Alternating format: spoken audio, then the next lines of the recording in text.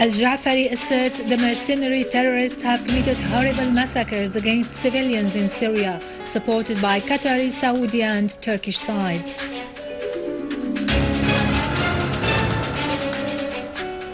Moscow accuses Washington, London and Paris of covering up for the terrorists who used chemical weapons in Al-Ghouta in order to summon foreign intervention.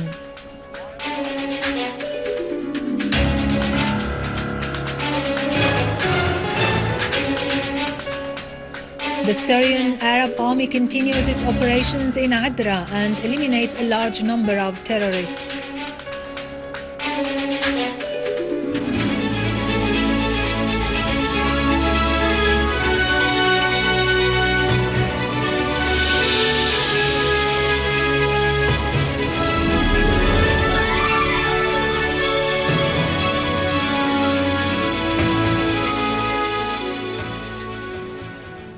Good afternoon, ladies and gentlemen. I am Adra from the News Center in Damascus.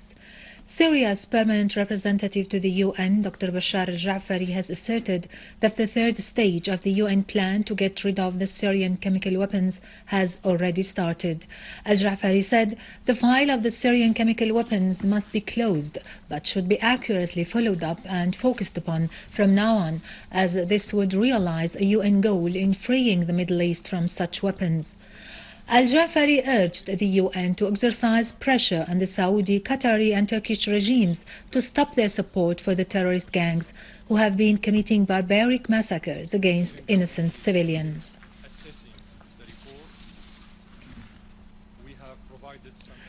Russia's permanent representative to the UN, Vitaly Churkin, has accused Washington, London and Paris of doing their best to obstruct reaching the truth about the use of chemical weapons in Khan al-Assal.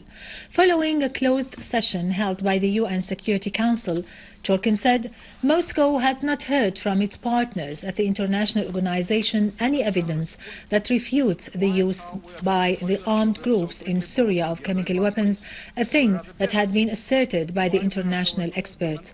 Churkin said it was odd for the Western partners to insist on accusing the Syrian government of using chemical weapons during the discussions of the UN experts' report on their use at the UN General Assembly last Friday.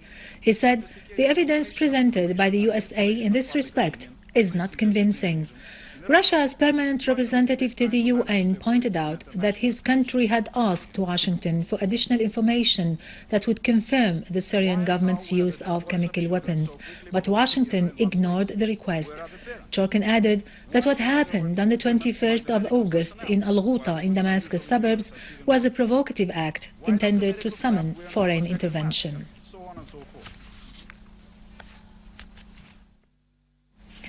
The Iranian Foreign Ministry spokeswoman Mardiya Afkham has reiterated her country's stand that calls for solving the Syrian crisis through political means and rejecting any preconditions for Iran's presence at the Geneva II International Conference on Syria. She pointed out that her country would participate in the conference if it was invited. In her weekly press conference today, Afkham expressed Iran's concern over the growing terrorism that is today threatening the world community as a whole. She stressed the need for the world community to work to solve this problem and to take unified steps to realize this objective.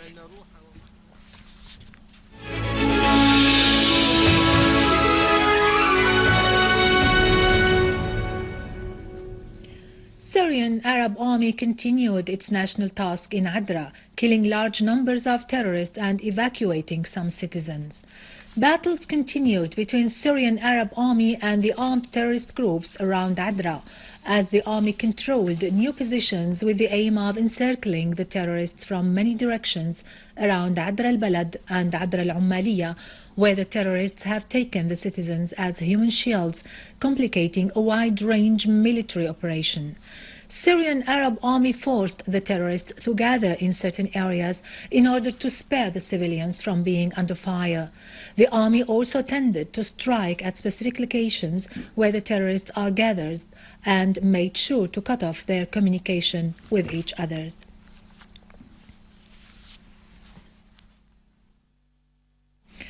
Syrian Arab army units destroyed today several vehicles for the terrorists loaded with weapons and ammunition, killing many terrorists and injuring others in a number of villages and towns in Hom's countryside. A military source said that Syrian Arab army eliminated armed terrorist groups that were trying to sneak into the villages of Al-Barghouthiyya and Arshuna in Al-Mukharram. Also, dozens of terrorists were killed and others wounded in the villages of Ad-Dar al-Kabira and Al-Ghanto. The source said that a Syrian Arab army unit destroyed several vehicles loaded with weapons and ammunition near the roundabout of Maslabat al-Ashtar and killed a terrorist group in the street of Stariko in Ar-Rastan. Wahhabi terrorism is not limited to murder, slaughter and vandalism, but a great part of it is aimed at destroying the human heritage. This is what has been happening in Ma'loula nowadays, a systematic stealing process of all the artifacts and ancient sarcophagi and crosses is taking place. The aim is commercial profit, as they are offered for sale. This has been reported by the Lebanese newspaper Al-Akhbar, which revealed that the thieves are communicating with brokers and smugglers who undertake to sell them outside Syria. The terrorists' fatwas also affected the ancient statues, depending on an ignorant, dark way of thinking which claims that the monuments that are the legacy of the successive historical civilizations in Syria are nothing but idols worshipped instead of God, and they should be flattened, such as the statue of Abi al-Ala al-Ma'ari, which was beheaded. Destruction also didn't spare the shrines and tombs of Prophet Muhammad's companions, such as the mausoleum of Ammar bin Yasir and Hijr bin Adi, as well as landmarks such as the giant tree of Atama, which is 200 years old and was cut off by the terrorists under the pretext that it would be worshipped instead of God. It is worth mentioning that the Department of Antiquities in Lebanon and Syria, in cooperation with the Interpol and other international organizations, has succeeded in confiscating 18 Syrian mosaic pieces on the border with Lebanon and 73 smuggled works of art that were up for sale by antiquity traders. People's Assembly Speaker Muhammad Jihad al-Laham has underlined the need to activate and coordinate the work of the Assembly's committees and benefit from the big potentials guaranteed by the Constitution to the People's Assembly to improve the services offered to citizens. During a meeting of the Public Freedoms and Human Rights Committee at the Assembly, Laham said, "The homeland needs the efforts of all its citizens, particularly the People's Assembly, in order to meet citizens' requirements." The Assembly Speaker pointed out that the committee is responsible for focusing light on the terrorist acts perpetrated by the armed groups, which violate citizens' public freedoms and human rights. He called on the committee's members to meet with the families and individuals whose freedoms and rights have been violated.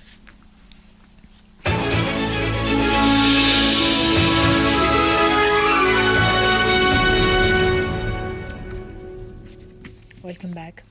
In Lebanon, a suicidal terrorist has detonated a car bomb between the towns of Sabouba and Wadi Musa on the road to Baalbek, causing injuries, while the Lebanese National News Agency said that a BMW car has exploded 2 kilometers away from one of Hezbollah centers in the area.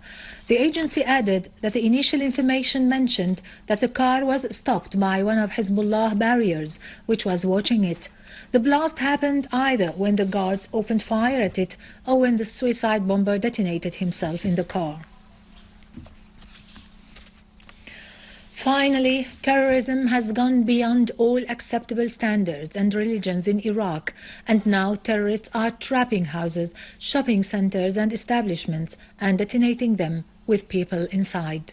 Terrorists of the Islamic State of Iraq and Asham have trapped 23 houses with their people during the past 2 days in Kirkuk, Al-Mosul and Tikrit of Salah ad-Din Governorate, as 1,411 houses have been exploded during the past 6 months, while 1996 Iraqis were killed and more than 3,000 were injured. On the other hand, security sources said that Al-Qaeda gangs were sexually abusing widows on the basis of wrong interpretation of Islamic law in Hamreen Mountains. Some of those widows left their homes and others went to police centers. With this, we end our news for today. Thank you for watching. For more details about Syria and the region and to view this bulletin again, you can always visit our website in English, syriaonline.sy. Now to latest business and market news with Nariman Qassam, but after a short break.